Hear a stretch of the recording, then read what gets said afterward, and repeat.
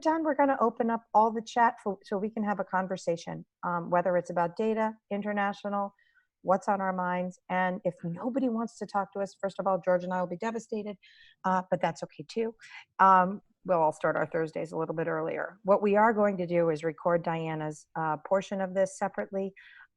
It's information we all need to have about the data in the international schools and how we can do more business there, what the impact of the virus has been on other countries. And we're able to do that separately. We will make that available to everybody after the fact in a separate link. So apologies for the technology snafu, but it is what it is. George, I'm going to mute myself and you are welcome to begin your session. Okay, thank you. Yeah, we've, with all the technology, had some issues this afternoon, but I've come on a little early. There may be some other people I know that may be joining that thought maybe this would start at 4:30, but no problem. I noticed a few people that are on that are participating that I know, and hello to all of you, and in these crazy times we're in. My presentation today is around international business development during a time of crisis. And I know many of us, including myself, have been spending a lot of time with some of the extra time we've maybe had on webinars over the last few weeks. I've been monitoring many of the not only domestic ones, but international ones that have been going on. Okay, go to the next slide. Okay, I'm not going to read through all the agenda, but these are going to be the topics we're going to cover over the next 30 minutes. Next slide. Next slide. Okay, for those of you that don't know me or those that do know me, unfortunately, I've now gotten up to the point where I can say I've been doing international business for 35 years. In my former life with Rockwell International, I lived in Cairo, Egypt, and London many years ago, getting international experience. Now, over the last 15 years, I've been focusing mainly on assisting education technology companies to expand their business overseas and mainly focused on the Middle East market. And in that area, most of my time has been focused on K-12 schools and international schools, probably about 65–70% of my time, and then also universities and ministries of education and government agencies. I usually get to the Middle East 3 to 4 times a year. That has changed, obviously. And then I've also served, in addition to my business that I do with companies separately, I also work as an international business advisor for Advancing Global EDU. Next slide. Just quickly to remind everybody where the Middle East is.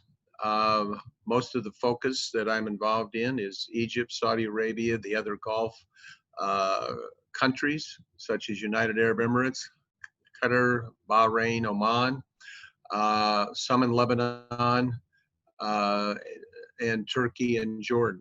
Obviously, some of the other countries, as you know, for political reasons and war reasons, not doing business in those countries right now.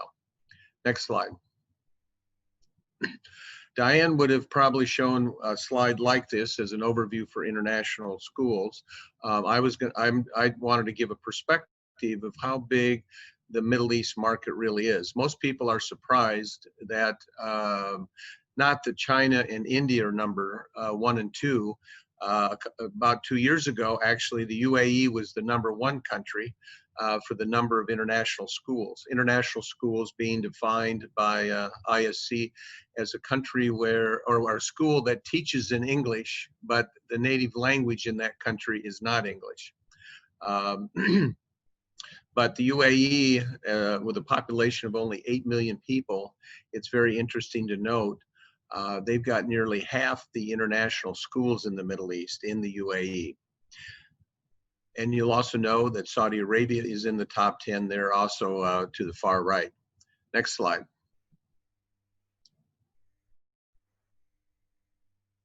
Now, the interesting thing about this slide is it shows that actually the UAE has more students in international schools than India or China. Next, you have 4 countries in the top 10 here.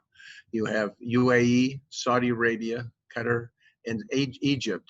4 countries out of 10 that have the largest student enrollment for international schools. By the way, before I forget, I think many of you know this. If you have any questions, put them there in the chat. Okay, next slide, please.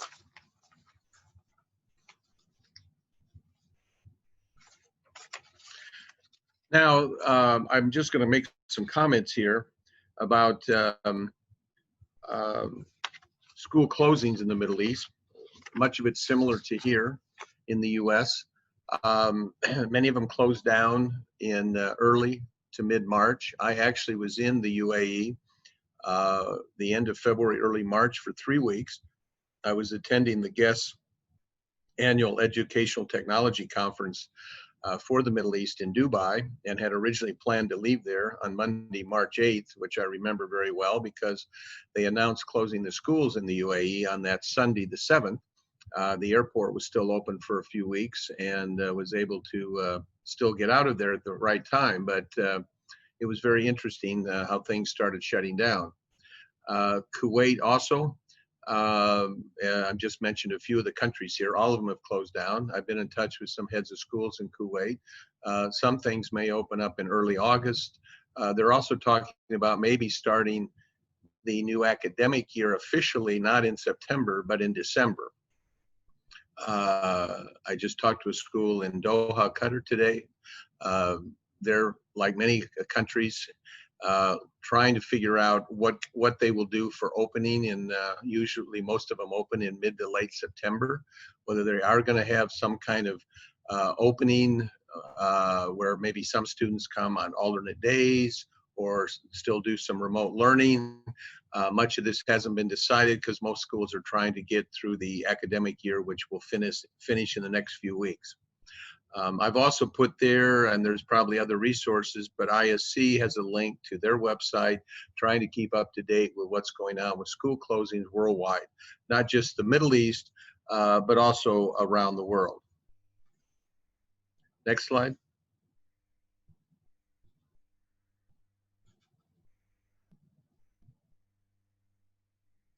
I may want to make another comment that I forgot to make back when we were looking at the schools, that many of the international schools in the Middle East have UK British curriculum is the most largest number of schools with that curriculum. Then comes American curriculum. Some schools have then all IB International Baccalaureate, or a combination where they offer the British and IB curriculum or the American and IB curriculum. And then there's also Australian, Indian, and Canadian curriculums. So there's a wide variety of curriculums offered. Okay, so some of the challenges, again, you would almost think that many of these you'd be looking at are same as what's going on in the US. You've got, like I said, school closings took place mainly in late February and March. Schools went to distance learning, and a lot of issues around that, as you could probably expect. Trying to finish the school year online. You have some schools where, due to parent pressure, where they've discounted fees for the rest of the year, and then also in the fall, some cases 20–25% tuition discounting. They're in the process of trying to evaluate the learning that's been going on, particularly remote-wise. I will come to some of that later. There have been cancellations of international baccalaureate exams. Those have been worldwide. And assessments, such as some of the British exams. Next slide, please. What are the challenges coming up in the fall for international schools? Well, one, you have will families be able to afford international schools? International schools can be very expensive. Many expatriates the schools are being funded by their company. And I've heard from a few heads of schools recently that one big uncertainty is they don't know how many expatriates are coming back to some of their countries. So this will have an impact on their enrollment. I mentioned earlier that schools are evaluating discounts or lower fees for the fall, particularly if they go into some kind of hybrid situation where students are not there full time or total online learning. I think out of all this, the schools have learning that they need better online platforms. I think that will be something where they'll be shifting priorities coming July 1st after they get through this school year. There's a concern over many teachers who like to teach overseas, maybe thinking twice about doing that. Many of these international schools have Western teachers from the US, Canada, Australia, UK, Europe. Because of the virus situation, may rethink putting off making themselves available to teach overseas. And that impact is worldwide. Issues around learning gaps, concerns over addressing special needs issues. School enrollment concerns. As I mentioned, many schools are concerned what will be the enrollment in the fall? What impact will this have on their budget? They're all starting to think about new admission strategies and marketing, trying to find new ways to do email campaigns, contact by phone, to get new students.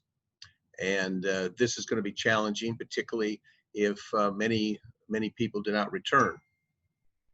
And looking at resources and solutions for supporting parents. Obviously, there have been a lot of issues. I've been reading the newspapers from the Middle East about parent concern over their students' learning. Next slide, please.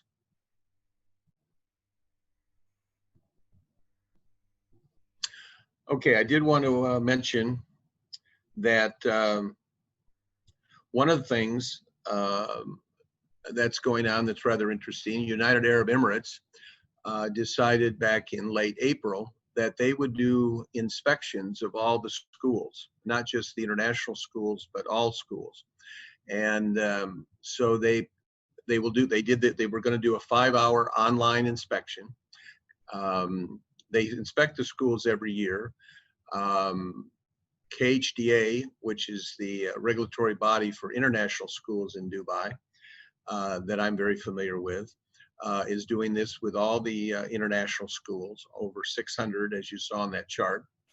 The government there had put out a 16-page distance learning tool document of how they would evaluate schools. They've started that process. They're going to make public their evaluations fairly soon. I understood they were going to do it last week, but it hasn't come out yet. You will see there's a link there from KHDA. KHDA stands for Knowledge, Human, and Development Agency.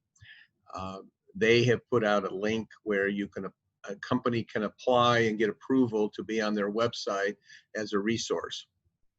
Next slide, please.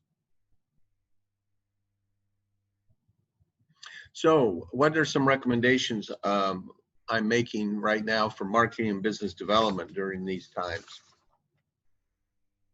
Well, first of all, and I've been actively doing this for clients, is support current clients. They know you, they have a relationship, they feel comfortable with you. Relationships are extremely important in the Middle East.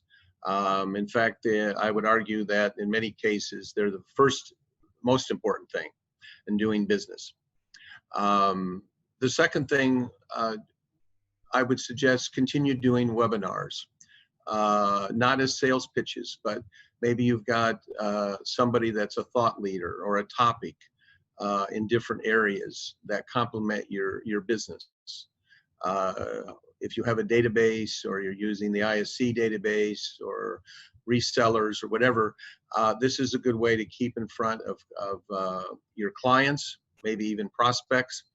I know of one company that sent out a few weeks ago just general information, some information about some research.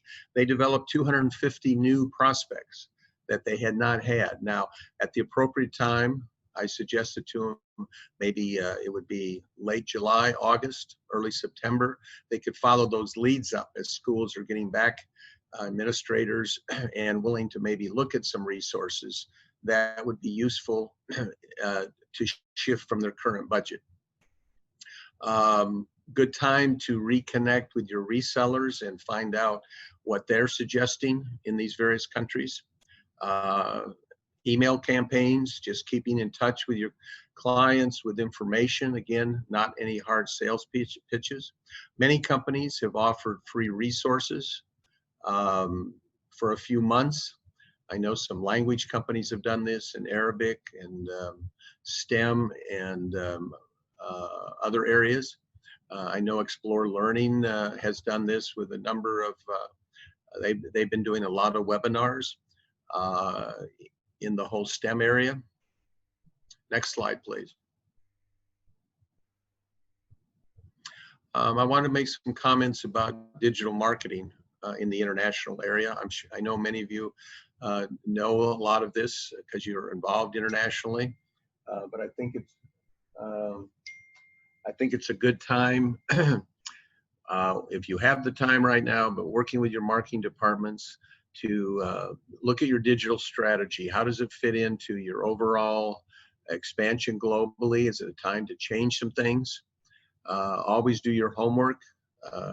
This is a unique situation. Are there some things you need to tailor to specific markets? Understand your markets. Cultural things are very different in the Middle East compared to China and other places. The market potential, with all this remote learning, distance education discussions, how do you fit into that? And what are some of the channels? You're probably, do you need to update your website? Do you need to be sure your resellers are listed? Some companies put things in other languages. Social media is very popular in the Middle East. It's in fact, I've read some statistics in the past 6 months where the Middle East has been one of the fastest growing areas for social media. And look at your email marketing campaigns. Next slide, please. And above all, keep your content current. And some companies have got different websites with targeted at different countries, not just a general international one. Be sure to localize, don't just translate, and be careful of, I've seen companies still that will do translations or words that are not appropriate in other countries. And in the Middle East, you may have to filter certain things to be culturally sensitive. And build your presence, and not too large at first if you're just kind of reevaluating things or getting started, to see what might work and be flexible. Coordinate with your consultants or resellers or your own direct staff. If you don't have the expertise, look for it. I always warn, I've seen some very silly mistakes that companies have lost business without being careful. Next slide. So what are some of the things I've been hearing recently? Schools, again, are just trying to get through the next few weeks. Their budgets will start again, most of them July 1st. Now the Indian schools, the Indian curriculum schools, worldwide, I believe, but I know in the Middle East, their school year starts April 1st till April 1st. So it's a different kind of budget year. I have heard from a couple of heads of schools that obviously they are going to be looking at shifting priorities. What they were planning to budget, they're starting to look at shifting that to some other maybe learning platforms, different kinds of innovative content, updating their technology, looking at, I know, and I won't mention names, but I know a head of a school that told me a couple days ago in an email that he was canceling a renewal of a company and was shifting that money to another one. This was in some financial administrative learning management systems. So they're going to be looking at new technology. Professional development. There's a big need for looking for professional development, particularly now with all this online learning. I think everybody thought to some degree teachers were better prepared. They haven't been. So I think you're going to see a big shift in some of the professional development training. I think there'll be a lot of opportunities in that area. And then in innovative content, such in STEM, science and math. Been involved with some reading and literacy. It is still very high priorities in all the Middle East countries, teaching of English as a second language. Many assessments have been delayed. And I know in the Middle East, in Dubai, KHDA requires that all schools, American school curriculum, schools with American curriculum are required to buy the NWA MAP program. British curriculum schools have to get the CATS 4. Languages, there's always a need for products in Arabic. There's been more and more companies I've seen the last few years putting their products in Arabic. And then a big area is tutoring. It's been big, it'll get bigger. A lot of money spent by parents on the tutoring in the Middle East, and that based on research that I've seen, that should continue and probably will even grow because of the need from this remote learning that's been taking place. Next slide, please. I'm just going to show quickly. Here's a company in Australia that has just decided over the last few months, they're working with over 500 schools in Australia, now expanding into the Middle East and Asia, and has found that their new system has been received well, and they're giving some free resources. Next slide.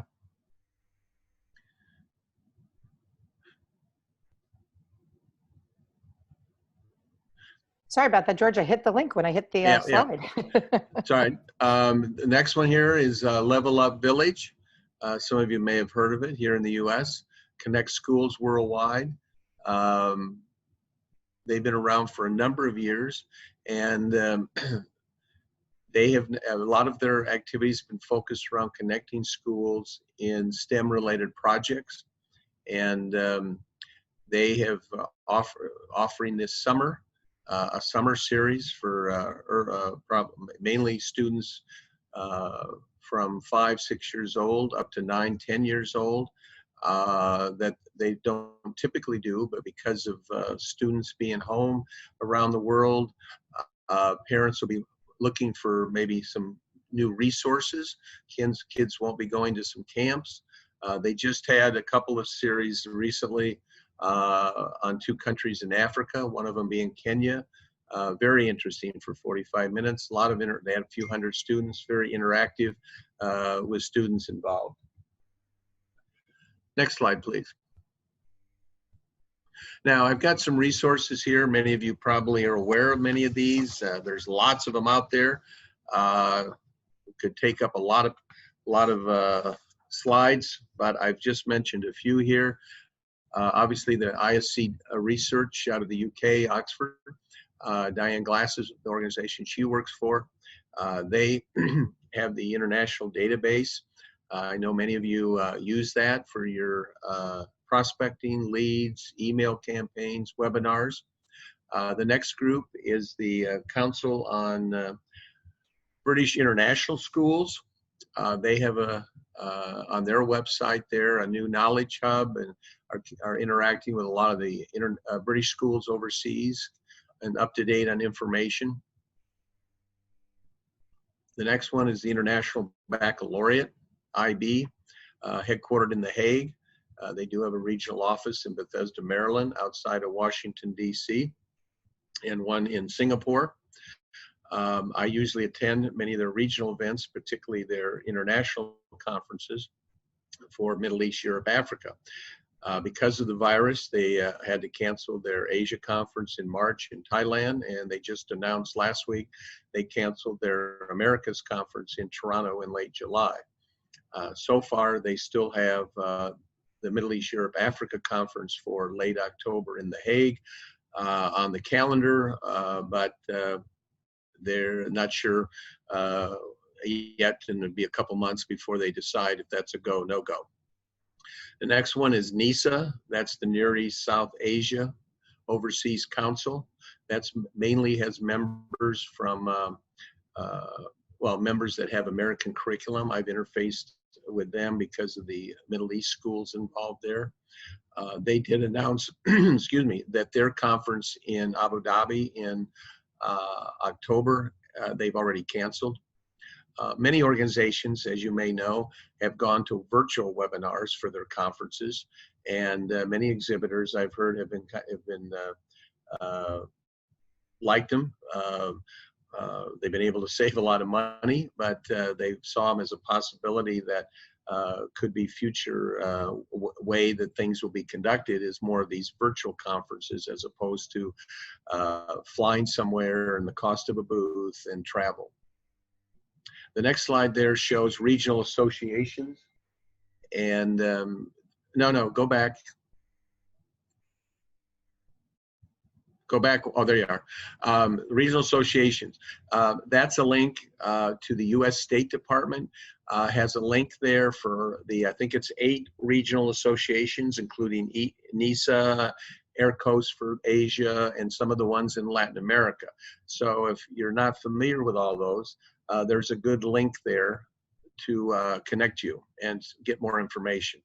I also mentioned their state international departments. What I mean there is, depending on what state you live in, your companies can, and some of you I know have, it could be Virginia, Oregon, I'm in Maryland, wherever it is, you should check out your own Department of International Trade, because many of them will support your efforts overseas as a small company to pay for maybe some of your, half your costs of exhibiting at a trade show, or a trade mission or other activities. So it's worth looking into. Every state are different. Some have similarities, but I would definitely look at that.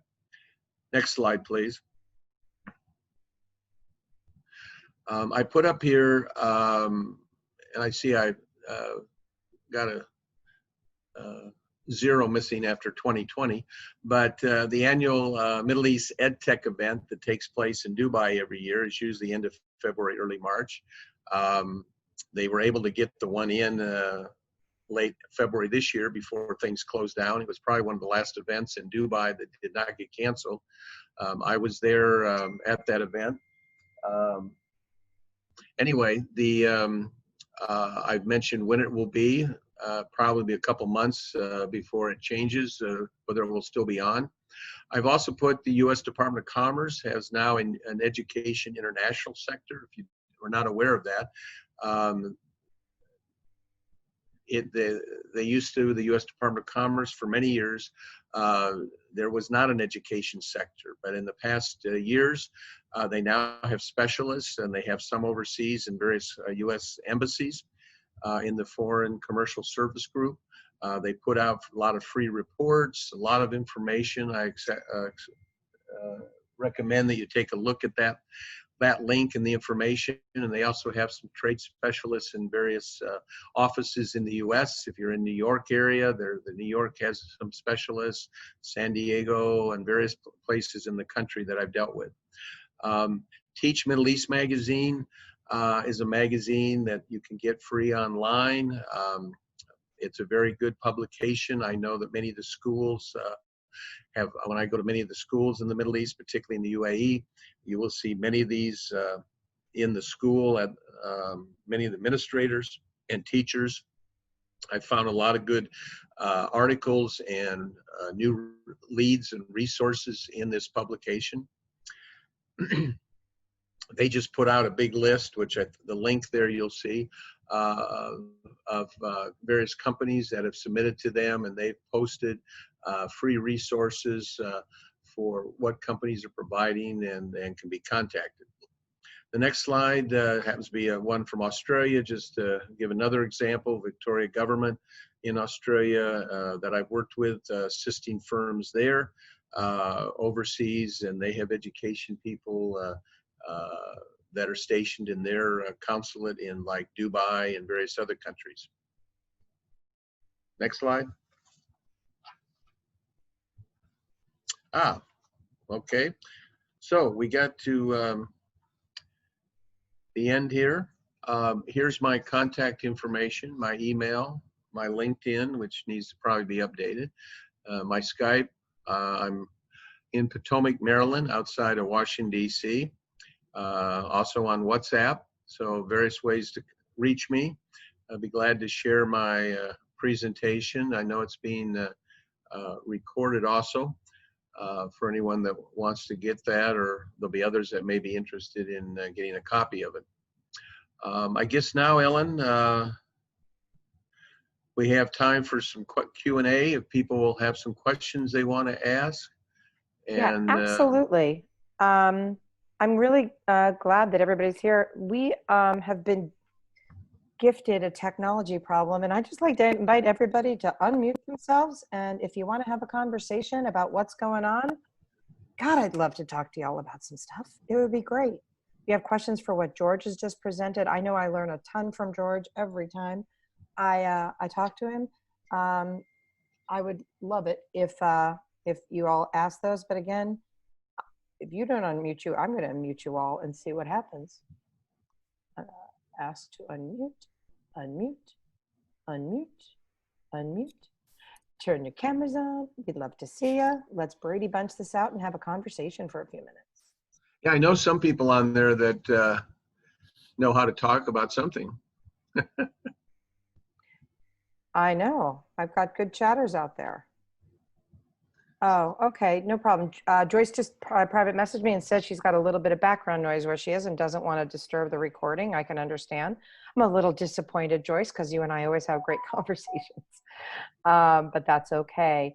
I would Lois? mention Suzanne's on there. I know she's still muted, but she's been doing a lot of webinars for Explore Learning around STEM, and had a lot of people signing up for her webinars over the last few weeks, and I think she's got some more coming up.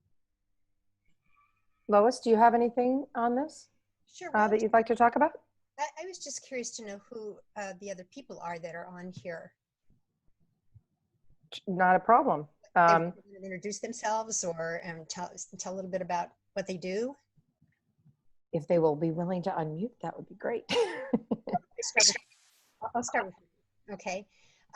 So actually, George may not remember me, but I met him several years ago when a partner and I had started a company called Simply Teach Tech. And now we've gone into different things, but I currently work for a company called Footsteps to Brilliance. And we do early literacy for children who are in preschool up to about 3rd grade. And I work in the international environment a lot because I work for a number of different companies with an international presence. And I would like my company to kind of break back into that a little bit. So I was interested in hearing again from George. And if anybody has additional ideas for a company like mine, we do a digital resource. It's really designed so that parents can use this tool at home as well as being a classroom resource. So it seems like in this current digital age, that's the kind of thing that should appeal to a wide range of schools and audiences. I'm putting my mom hat on for you. Yes, ma'am. Yeah, Lois, what was the name of your company now? It was called now it's Footsteps to Brilliance. So it's the word footsteps, the number 2, and then brilliance. Footsteps to Brilliance. Would you mind putting that information in the chat so we can all have access to it? Yeah, I'd be happy to do that. Well, you're in a very good spot for the Middle East, particularly the UAE. There's a big need, and I had a conversation around this past week with a couple of schools where a lot of primary resources and reading is a big area. So I would just say if you haven't explored that, you should do that. Where are you located? I live in Orlando, Florida. Our company is actually headquartered in Washington, but we are all remote, workers. And so for us, being able to do things virtually is not a problem, even though we do we used to do a lot of stuff live as well. Sure. But, our program happens to be bilingual, so it's in English and in Spanish. So I've been reaching out to a lot of the schools that are members of ASA. But Right. so the Spanish side of our program is not that critical, I wouldn't think, for the Middle East. But the whole point of it is to teach children language proficiency in English. So, you know, I'm curious to know, George, one of the things that you said was that, you know, if you don't already have a relationship established with some of these schools, it might be a little difficult to just break in all of a sudden. And so, you know, I'm just wondering if you have any ideas about, you know, just giving people some information about what we have and who we are, just to. Well, I mean, I'm going to do a little self-bragging, but that's what I get hired to do. I've had relationships now with schools for 15, 20 years. I've just helped a company in the last couple months that hired me to break in with some schools with the heads of schools I know. There's other people too, and I help find resellers. You know, it's interesting you mentioned, yes, English is a popular area and an important area. Interesting you mentioned Spanish. I actually deal with a couple schools in the Middle East where one of them is a school out of Madrid, Spain.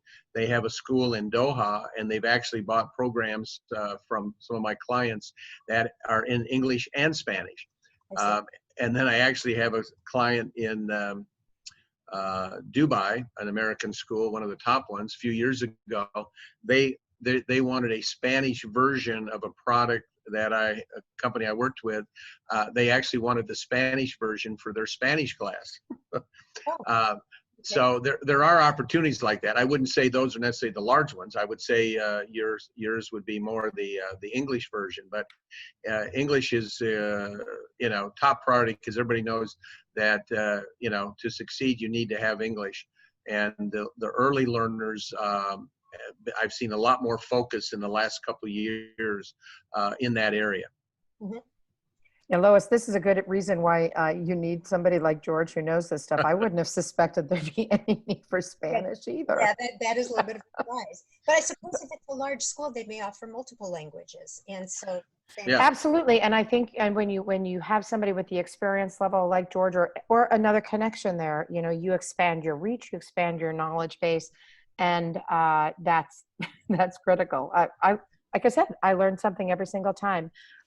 Joyce had a question. Again, she's in a noisy place and didn't want to unmute to ask it. Can I read it to you? Sure. She was asking if there are specific channels for distribution of online SEL resources, and particularly for students with special needs within the Middle East. So we're talking about SEL and special needs. I know that's areas that we've that are of great interest right now in that area, but I didn't know about the channels. Yeah, well, Joyce, yes, hello. Yeah, the interesting thing about special needs that I have seen over the last couple of years has been an explosion of interest in products in this area. You may know that culture